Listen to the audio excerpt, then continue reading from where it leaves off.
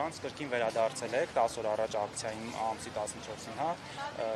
ակցիայի ժամանակ նաև ստորագրություններ հանձնեցիք, այս պարիտությամբ ինչ կարող։ Դե ստորագրահավաք արեցինք, ստորագրությունները հանձնեցինք, ակնկալում ենք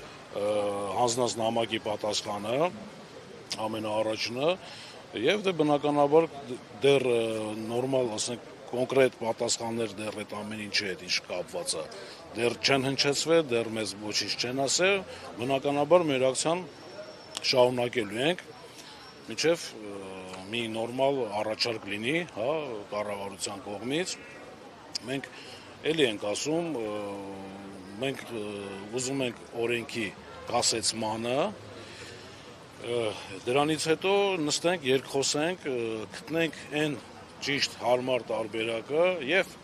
պետությանը ոչ մեկ հարկերից չի հրաժարվում, մենք պատրաստ ենք հարկերը վճարելու, բայց խելամիտ կերպով, որ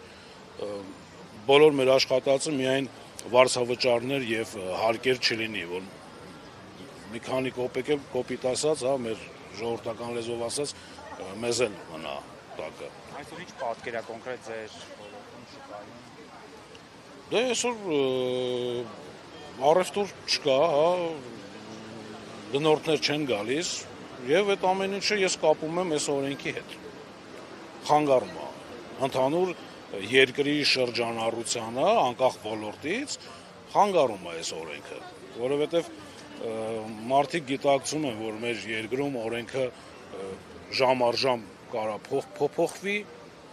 ընդունվի, հետո կասեցվի եւ ավելի վատ տարբերակ ընդունվի, մարդիկ ոնց որ սպասման մեջ են, այն գնորդը, որ իր տան համար էլ պետք է ինչ-որ մի բան գնի, ինքն էլ է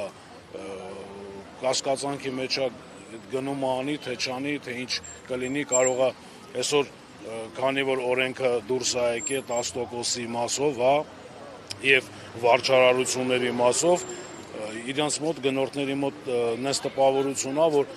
ավտոմատ կերպով ապրանքը թանկացել է, դե բնականաբար թանկանալու է։